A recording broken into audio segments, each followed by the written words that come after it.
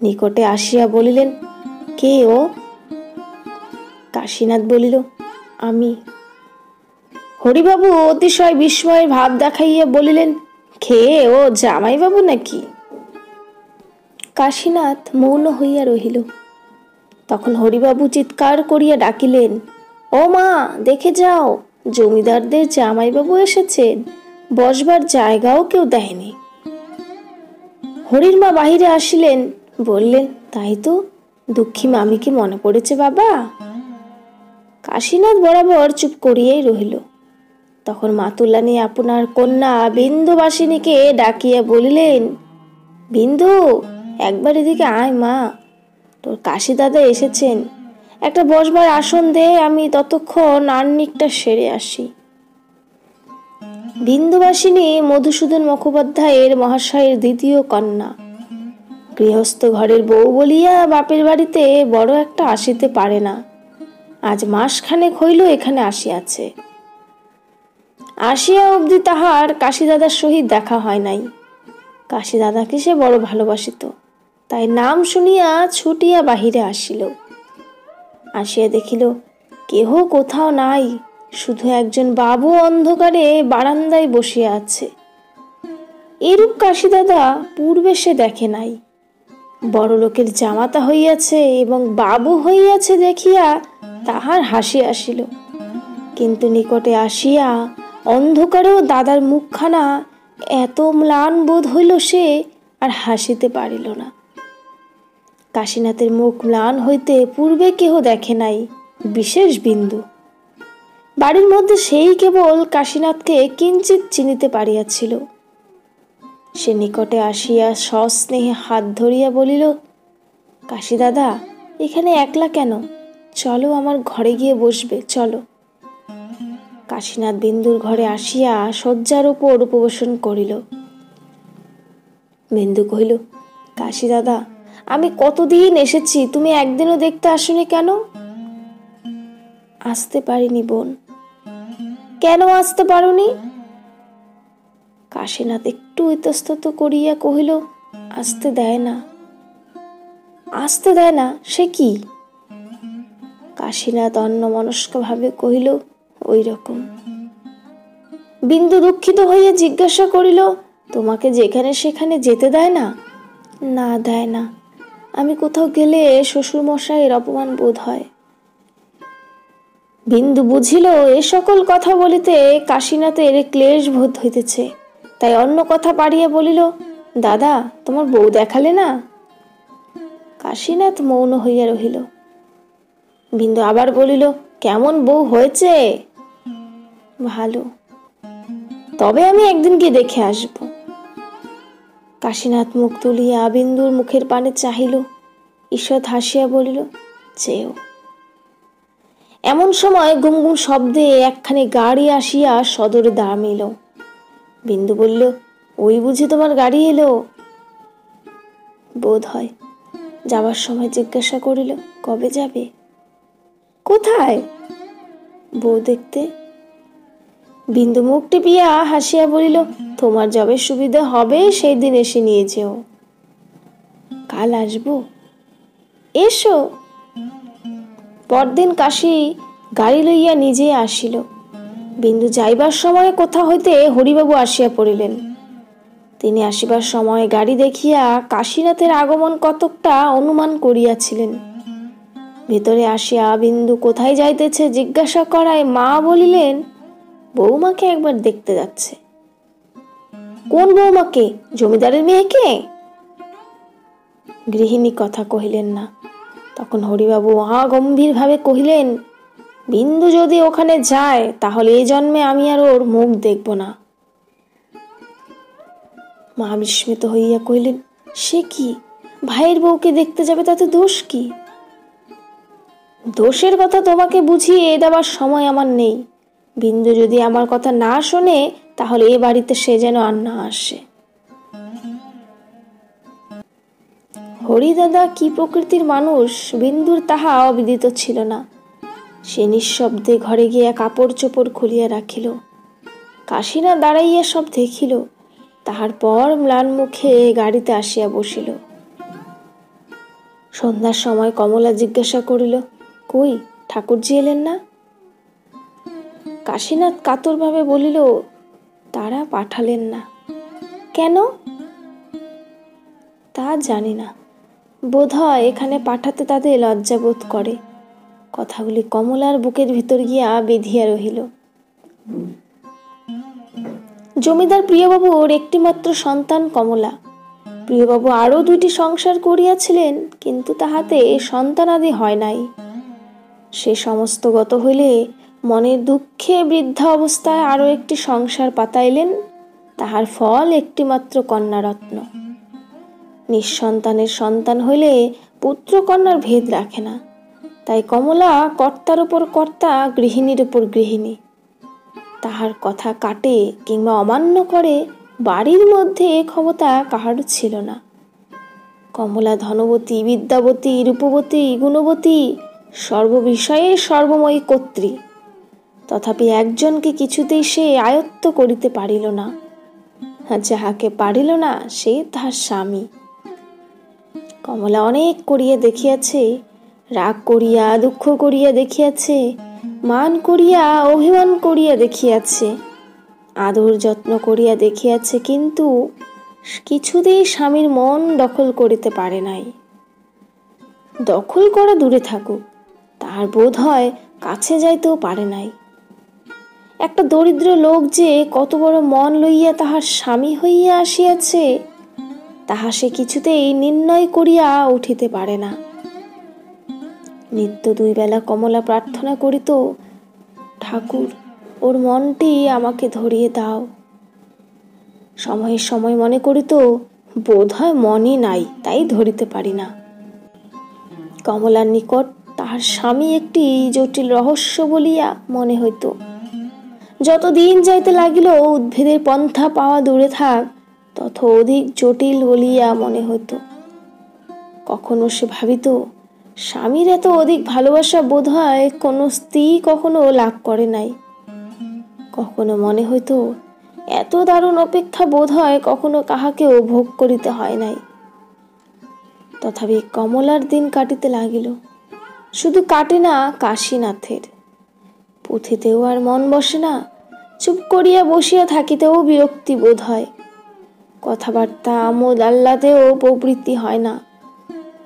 অমন হৃষ্টপুষ্ট শরীর কৃশ হইতে লাগিল, অমন গৌরবর্ণ কালো হইতে লাগিল। ক্রমশ ক্ষয় হইয়া আসিতেছে দেখিয়া কমলা কপালে করাঘাত করিল। পূর্বে সে প্রতিজ্ঞা করিয়াছিল এ কথা আর জিজ্ঞাসা করিবে না, কিন্তু সে প্রতিজ্ঞা রক্ষা করে চলিল না। স্বামী আসিলে তাহার পায়ে লুটাইয়া পড়িয়া কাঁদিতে লাগিল। কাশীনাথ বিব্রত হইয়া কমলার হাত ধরিয়া তাহাকে তুলিবার চেষ্টা করিল, কিন্তু কিছুতেই তুলিতে পারিল না। কি হয়েছে, কাঁদছ কেন? কমলা কথা কহিল না। বহুক্ষণ কাঁদিয়া কাটিয়া পায়ের উপর মুখ রাখিয়া কহিল, তুমি আমাকে একেবারে মেরে ফেলো, এমন একটু একটু করে পুড়িও না। কাশীনাথ অত্যন্ত বিস্মিত হইল। কেন, করেছি কি আমি? তা কি তুমি জানো না? কই, কিছুই না। আর যা ইচ্ছে করো, কিন্তু আমার দাঁড়াবার একটু স্থান রেখো। এবার কাশীনাথ কমলাকে তুলিতে পারিল। কাছে বসাইয়া আদর করিয়া জিজ্ঞাসা করিল, কি হয়েছে, বেশ করে বুঝিয়ে বলো দেখি। তুমি রোজ রোজ এমন হয়ে যাচ্ছ কেন? আমার শরীর কি বড় মন্দ হয়েছে? কমলা চোখে আঁচল দিয়ে কাঁদিতেছিল, সেইভাবেই ঘাড় নাড়িয়া জানাইল, হয়েছে। আমিও বুঝতে পারি হয়েছে, কিন্তু কি করব বলো? কমলা মুখ তুলিয়া বলিল, ওষুধ খাও। কাশীনাথের হাসি আসিল, কহিল, ওষুধে সারবে না। তবে কিসে সারবে? তা জানি না। ওষুধে সারবে না, কিসে সারবে তাও জানো না, তবে কি আমার কপালটা একেবারে পুড়িয়ে দেবে? কাশীনাথ সাদাসিধা মানুষ, টলে পড়া বিদ্যা সোহাগাদরও জানিত না, প্রণয় সম্ভাষণও তাহার আসিত না, কিন্তু এখন স্বাভাবিক স্নেহে অনুপ্রাণিত হইয়া কমলার হাত ধরিয়া চক্ষু মুছাইয়া দিয়া সে বলিল, এখানে সুখ পাই না, তাই বোধ হয় এমন হয়ে যাচ্ছি। তবে এখানে থাকো কেন? না থাকলে কোথায় যাব? এখান ছাড়া কি আর জায়গা নেই কোথাও? যেখানে সুখ পাও সেখানে গিয়ে থাকো। তা হয় না। কেন হয় না? এখানে না থাকলে কি শ্বশুরমশাইয়ের ভালো বোধ হবে? আর এমন করে সুখে গেলে কি তার ভালো বোধ হবে? ভালো বোধ হবে না, কিন্তু উপায় কি? তোমার বাবা গরিব দেখে। কমলা মুখ চাপিয়ে ধরিল। ছি, ওসব কথা বলো না, আমাকে সব কথা খুলে বলো, আমি উপায় করে দেব। কাশীনাথ চিন্তা করিয়া কহিল, সব কথা তোমাকে খুলে বলা যায় না। আবার কিছুক্ষণ মৌন থাকিয়া কহিল, এইসব দেখে শুনে মনে হয় আমাদের এই বিয়েটা না হলেই ভালো হতো। কেন? তুমি বলো দেখি, আমাকে পেয়ে কি একদিনের তরেও সুখী হয়েছ? আমি সোহাগ জানি নে, আদর জানি নে, ধরতে গেলে কিছুই জানি নে। তোমাদের এই বয়সে কত স্বাদ, কত কামনা, কিন্তু তার একটিও কি আমাকে দিয়ে পূর্ণ হয়? আমি যেন তোমার স্বামী নই, শুধু তার ছায়া। কমলার চোখ দিয়া জল পড়িতে লাগিল। সব কথা সে ভালো বুঝিতেও পারিল না। একটা কথা তাহার অন্তরের ভিতর হইতে এতক্ষণ ধরিয়া বাহির হইবার নিমিত্ত ছটফট করিতেছিল। সেটাকে যেন বলপূর্বক একটা বায়ুহীন কক্ষে আবদ্ধ করিয়া রাখা হইয়াছে। বিষম পীড়াপিড়ি করিয়া এইবার বাহির হইয়া পড়িল। কম্পিত কণ্ঠে কমলা জিজ্ঞাসা করিল, আমাকে কি তুমি দেখতে পারো না? সে কথা আরেকদিন বলবো। না, বলো, কিন্তু আমাকে বিয়ে করে কি তুমি সুখী হওনি? কি জানি, হয়তো না। অন্য কাউকে বিয়ে করলে কি সুখী হতে? তাও তো ঠিক বলতে পারিনি। শুনিয়া কমলা সর্বাঙ্গ জ্বালা করিয়া উঠিল। এই সময় একজন দাসী বাহির হইতে বলিল, দিদিমণি, মার বড় জ্বর হয়েছে, তোমাকে ডাকছেন।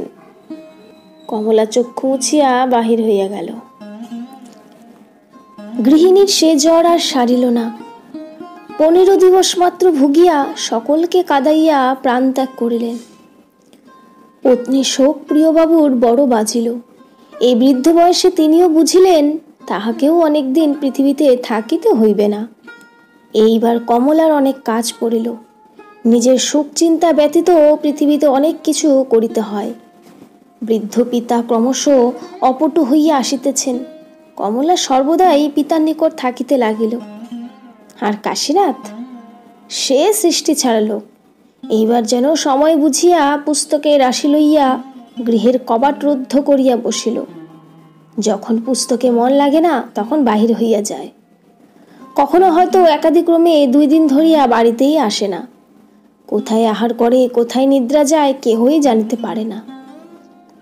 এসব দেখিয়া শুনিয়া কমলা একরকম হতাশা হইয়া হাল ছাড়িয়া দিয়াছে।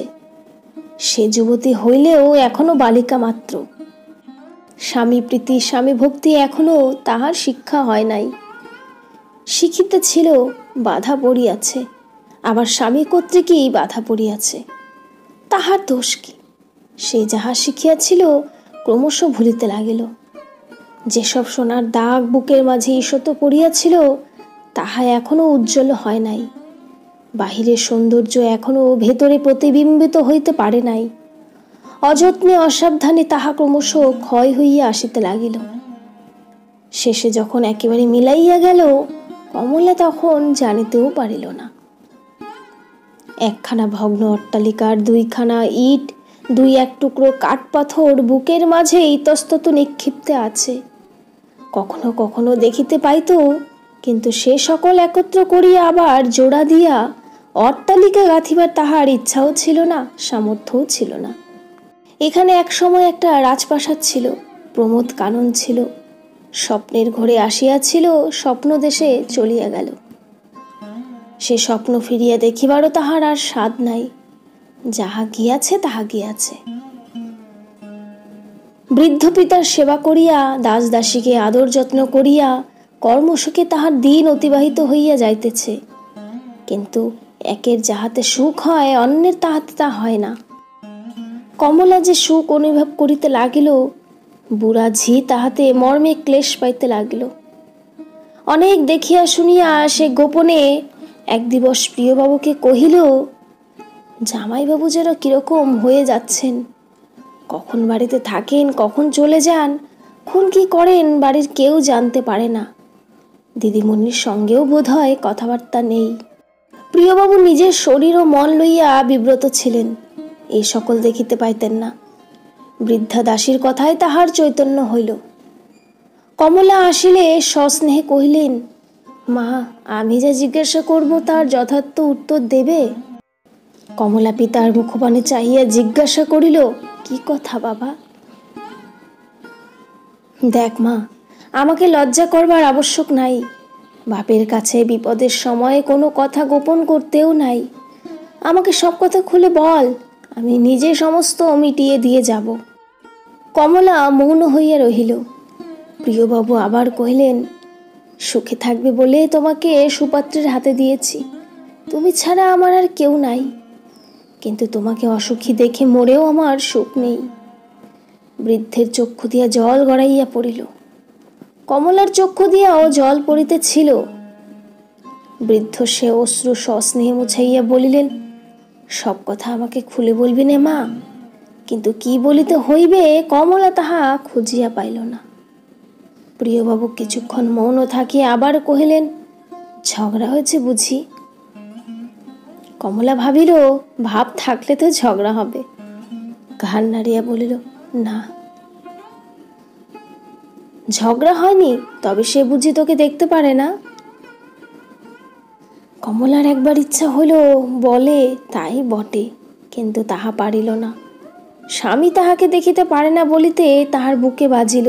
সে চুপ করিয়া রহিল।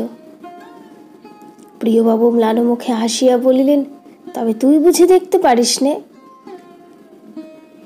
কমলা ভাবিল, তাই হবে বুঝি, আমি হয়তো দেখতে পারিনি।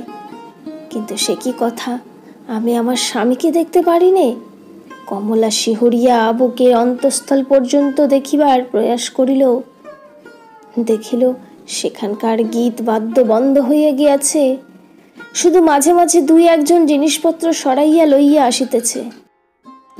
শুধু মাঝে মাঝে দুই একজন জিনিসপত্র সরাইয়া লইতে আসিতেছে যাইতেছে। তাহাদেরই করস্থিত বাদ্যযন্ত্রে অসাবধানে কখনো হয়তো একটু আধটু সুর বাহির হইয়া পড়িতেছে, কখনো হয়তো দুই একজন অভিনেতা পাশ হইতে উকি মারিয়া দেখিতেছে। কমলা কাঁদিয়া অঞ্চল দিয়া চক্ষু আবৃত করিল।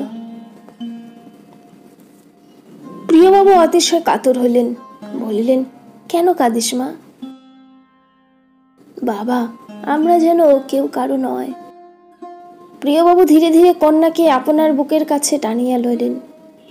ধীরে ধীরে অতি মৃদুস্বরে বলিলেন, সীমা, ও কথা কি মুখে আনে? তুই যার মেয়ে, সে যে আমার সর্বস্ব ছিল। এখনো রোজ রাত্রে সে আমার পায়ের কাছে এসে বসে থাকে।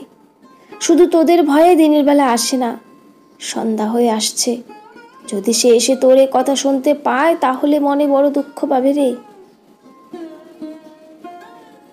তখন সন্ধ্যা হইয়া আসিতেছিল, ঘরটায় অন্ধকারও হইয়াছিল। কমলা সচকিতে চতুর্দিকে চাহিয়া দেখিল, বাস্তবিক কেহ ঘরে আসিয়াছে কিনা। কেউ কোথাও নাই দেখিয়া আশ্বস্ত হইল। সে তখন বাহিরে আসিল।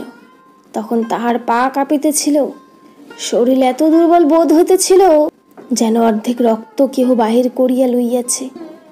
তাহার কাজকর্ম সমাপ্ত করিয়া যে ঘরে কাশীনাথ মাটির উপর আসন পাতিয়া প্রদীপ জ্বালিয়া পুঁথি খুলিয়া বসিয়াছিল, সেইখানে গিয়া উপবেশন করিল। কাশীনাথ মুখ তুলিয়া দেখিল কমলা। বিস্ময়ে বলিল, তুমি যে? আমি এসেছি, বসো বলিয়া কাশীনাথ আবার পুঁথিতে মন সংযোগ করিল। কমলা বহুক্ষণ ধরিয়া তাহার পুঁথিপাঠ দেখিল। তাহার পর হাত দিয়া পুঁথি বন্ধ করিয়া দিল। কাশীনাথ আশ্চর্য হইয়া মুখ তুলিয়া বলিল, বন্ধ করলে যে? দুটো কথা কও, রোজ পড়ো, একটু না পড়লে ক্ষতি হবে না, এই জন্য বন্ধ করে দিলে? শুধু তাই নয়, বিরক্ত হবে, বকবে, এই জন্যও বটে। কাশীনাথ অল্প হাসিয়া বলিল, কেন বিরক্ত হব কমলা? তোমাকে কি কখনো আমি বকেছি? কথা কও না, কাছে এসো না, বই না পড়লে কেমন করে দিন কাটবে বলো দেখি? একটু হাসিয়া বলল, জ্বর হয়েছে, আজ দুদিন কিছুই খাইনি, তা তুমি তো একবার খোঁজও নাওনি। কমলা মুখ তুলিয়া দেখিল স্বামীর মুখ বড় শুষ্ক, কপালে হাত দিয়ে দেখিল গা গরম। তখন কাঁদিয়া স্বামীর কোলের ওপর লুটাইয়া পড়িল। লজ্জায় তাহার মরিতে ইচ্ছা হইল। কাঁদিতে কাঁদিতে বলিল, তুমি আমার দোষ ভুলে গিয়ে আরো একবার আমাকে নাও, তোমার সব ভার আমাকে নিতে দাও। আমি পারি, কিন্তু তুমি রাখতে পারবে কি? কেন পারবো না? দেখি, আমাকে নাও। অনেক দিন নিয়েছি, কিন্তু তুমি বুঝতে পারো না, এখনো হয়তো সবসময় ঠিক বুঝতে পারবে না। কমলা প্রদীপের আলোকে সে মুখ যতখানি পারিল দেখিয়া লইল। একবার যেন মনে হইল সে মুখে ছাই ঢাকা অনেক আগুন আছে, মোম ঢাকা অনেক মধু আছে। মুহূর্তের জন্য তাহার আত্মবিস্মৃত ঘটিল। সে পূর্ণাবেগে কহিয়া উঠিল, কেন তুমি এতদিন তোমাকে চিনতে দাওনি? কেন এতদিন আমাকে লুকিয়ে রেখে আমাকে এত কষ্ট দিলে? আনন্দের উচ্ছ্বাসে কমলা স্বামীর গলা জড়িয়ে ধরিল। কাশীনাথের চক্ষু দিয়াও সেদিন জল পড়িতে লাগিল।